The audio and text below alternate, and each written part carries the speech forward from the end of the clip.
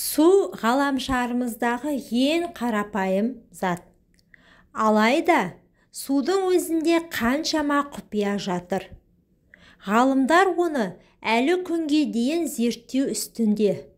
Бірақ уақыт өткен сайын су туралы деректердің пайда болып жатқаны да рас. Бірінші дерек.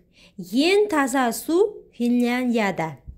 ЮНЕСКО деректері бойынша ең таза су Финляндияда кездеседі.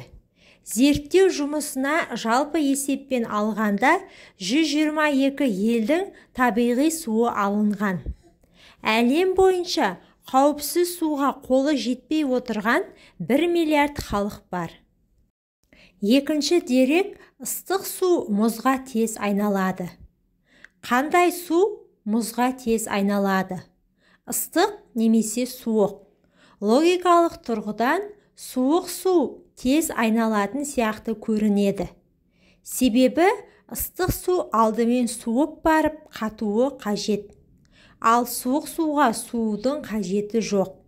Алайда тәжірибелер ыстық судың мұзға тез айналатынын көрсеткен.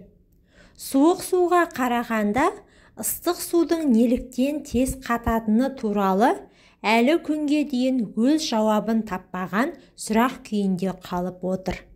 Айырмашылығы қатты су, булану, мұзға айналуда, конвекцияда болуы, немесе сұйытылған газдардың ыстық және суық суға әсеріне де байланысты болуы мүмкін.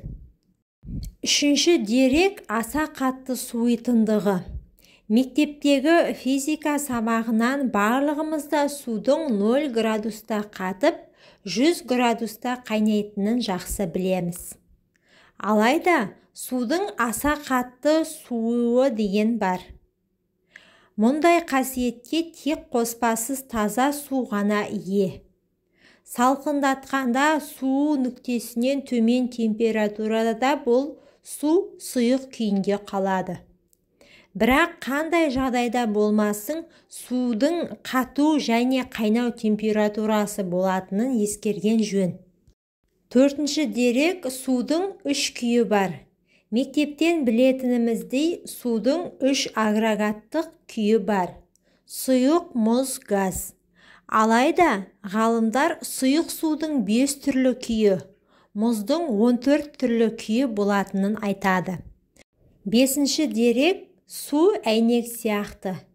Егер таза суды қатырып, оны одан әрі салқындатса, не болады? Таңғажайып нәрсе орын алатын көрінеді. Цельсий бойынша -120 градуста су аса жабысқақ әрі созылмалы болады екен. Ал -130 градуста ол әйнек суға айналады. Әйнек су әйнектегідей кристалл құрылымдары жоқ қатты зат. Алтыншы дерек, өмір негізі су. Су өмір негізі.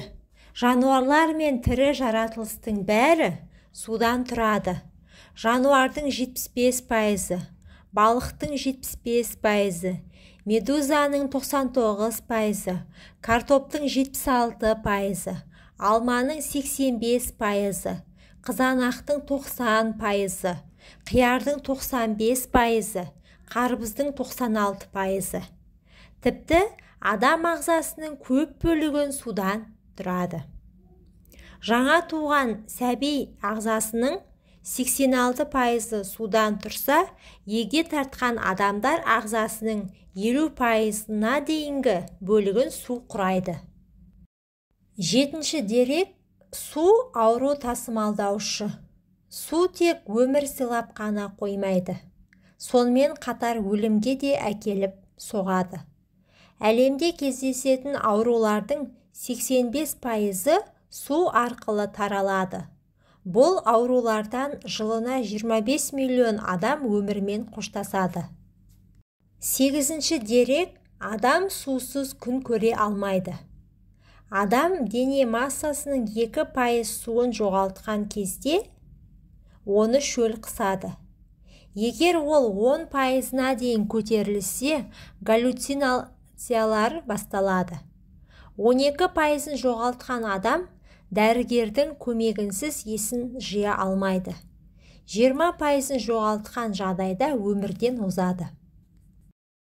10-шы дерек. Су диета сияқты. Судың көмегімен артық салмақтан құтылуға болады. Сусындардан тек суды ғана іше отырып, рационның жалпы калориясын жедел түрде түсіре аласыз. Біріншіден, адам калориясы көп тәтті газдалған сусын мен шырындарды ішуден бас тартады. Екіншіден, судан кейін тәттіге тәбетте тартпайды. 11-ші дерек. Сау жүрекке арналған су. Су жүрек талмасының болуы ықтималдылығын төмендетеді. Зерттеулер барысында ғалымдар күніне 6 стакан су ішетін адамдардың 2 стакан су ішетін адамдарға қарағанда жүрек талмасына ұшырау ықтималдылығы төмен болатынын анықтаған. 12-ші дерек. Өмір сүру үшін 35 тонна су қажет. Адам сусыз ұзақ өмір сүре алмайды. Су қажеттілігі ауадан кейінгі екінші орында.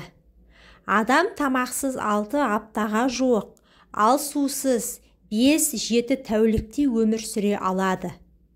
Адам бүкіл өмірінде 35 тонна су тұтынады.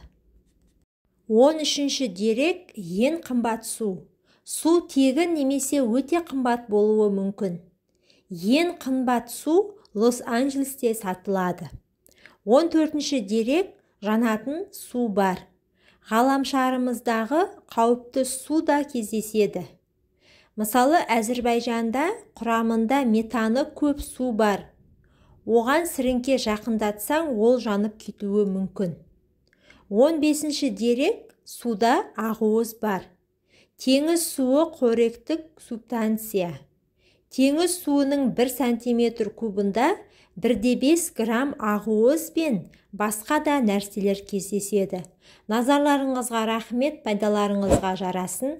Менің каналыма тіркеліп, видеоға лайк басып кетуді ұмытпаңыздар.